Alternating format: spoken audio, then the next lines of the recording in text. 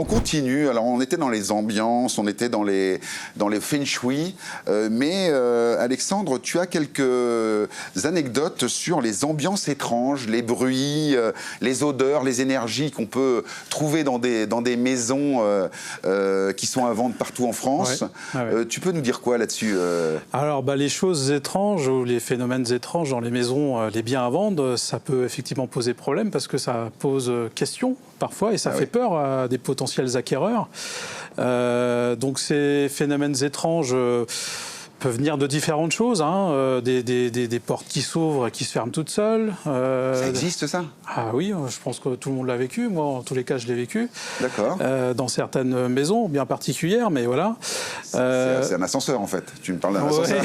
Ouais, tout à fait. Oui, effectivement, dans les immeubles. D'accord. Ouais. Mais mais plus sérieusement, oui, effectivement, ça arrive. Donc des odeurs, on n'arrive pas à comprendre pourquoi il y a certaines odeurs. D'accord. Voilà. Agréable, désagréable, les deux ou désagréable. Alors, choses étranges, on va peut-être dire que c'est plutôt désagréable. D'accord. Ça peut incommoder. Voilà. Donc voilà, la lumière qui s'allume, enfin qui s'éteint ou qui s'allume toute seule, des choses comme ça. Et on parle d'odeurs désagréables qui sont pas dues de l'insalubrité, c'est des odeurs bizarres quoi en fait. Bizarres, ouais. Alors oui. Inexpliquées, alors après, totalement inexpliquées quoi. Totalement inexpliquées. Alors après, il y a beaucoup de phénomènes qu'on peut expliquer rationnellement. Par exemple, une porte qui s'ouvre et qui se ferme toute seule, ça peut être un problème de ventilation insuffisante dans le logement, un problème de pression dans les pièces. Je ne sais pas si vous l'avez déjà rencontré, mais quand vous ouvrez la porte d'une maison, s'il y a une ventilation intérieure, des fois on force un peu. Enfin voilà, il peut y avoir des choses comme ça. Là, on sent le scientifique. L'agent immobilier scientifique qui explique tous les phénomènes paranormaux. Hein. Voilà. Tu ne crois pas trop aux phénomènes paranormaux Je ne vais pas dire j'y crois pas trop. Je suis des fois effectivement assez sceptique. On peut souvent l'expliquer. Par contre, il y a des choses qu'on n'explique pas, effectivement. Il y a parfois, quand on rentre dans une maison, on peut se sentir incommodé, mal à l'aise. Et ça, on n'arrive pas à l'expliquer. Alors, est-ce que c'est phénomène d'énergie Et là, le conseil de l'agent immobilier, est-ce que vous-même, en tant qu'agent immobilier, vous visitez plein de maisons, vous conseillez des vendeurs, est-ce que vous-même, vous pouvez être atteint par ce mal-être pour rentrer dans une maison qui vous empêche de conseiller ou de vendre le bien? Est-ce que c'est déjà arrivé, ça, Thomas? Non, moi, ça ne m'est jamais arrivé. Après, comme je dis souvent, je laisse libre cours à la visite. Donc, c'est vraiment une histoire de ressenti. On n'a pas besoin forcément de parler, juste à regarder. Là, je parlais des impressions.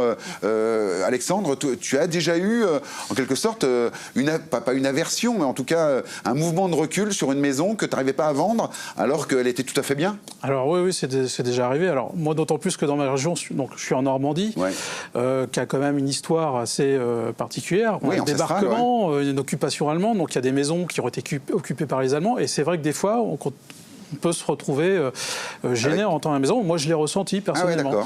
Mais il y a d'autres personnes qui ne vont pas le ressentir. Et inversement, c'est complètement aléatoire. Mais... Bon, il est en Bretagne, avec la forêt de Fouesnant, les lutins et tout ça. Et alors... Moi, il m'est arrivé quand même un truc de dingue. Les druides. Il y a une maison particulière que je m'en souviendrai toute ma vie, où je suis arrivée pour une estimation, donc je découvrais la maison.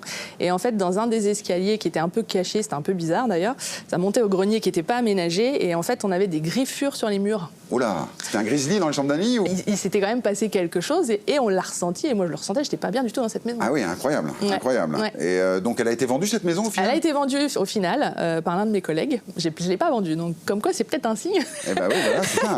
J'ai pas réussi à la vendre, c'est un de mes collègues qui l'a vendue. Et voilà, bon, après, ça s'est très bien passé, hein. Ils ont refait des travaux, etc. Mais, voilà. Alors, puisqu'on est dans les choses un petit peu bizarres, il y a aussi plein d'histoires qui circulent sur le net, à la télévision, des reportages, etc., sur les fantômes, alors sur les esprits. Est-ce que là, vous avez eu, Alexandre, des aventures un peu cosmiques avec les fantômes? Alors, avec les fantômes, non, personnellement, j'en ai jamais croisé, jamais rencontré dans une maison. Après, voilà, moi, j'ai des amis proches qui ont acheté une maison par chez moi, tu vois, et qui ont acheté, et ils avaient un habitant à l'étage. Ils avaient un habitant. Et pour avoir fait des soirées chez eux, effectivement, des fois, on entendait du bruit à l'étage. Il y avait une présence. Ah bah, elles sont bien tes soirées, tes amis, là. Ouais, bon, alors... Voilà. Vous faisiez tourner les tables en fin de soirée ou Non, les tables ne bougeaient pas, mais voilà. Mais c'est vrai qu'on entendait du bruit. Et ils ont été gênés pendant plusieurs mois. C'était avant ou après l'apéro? Les bruits.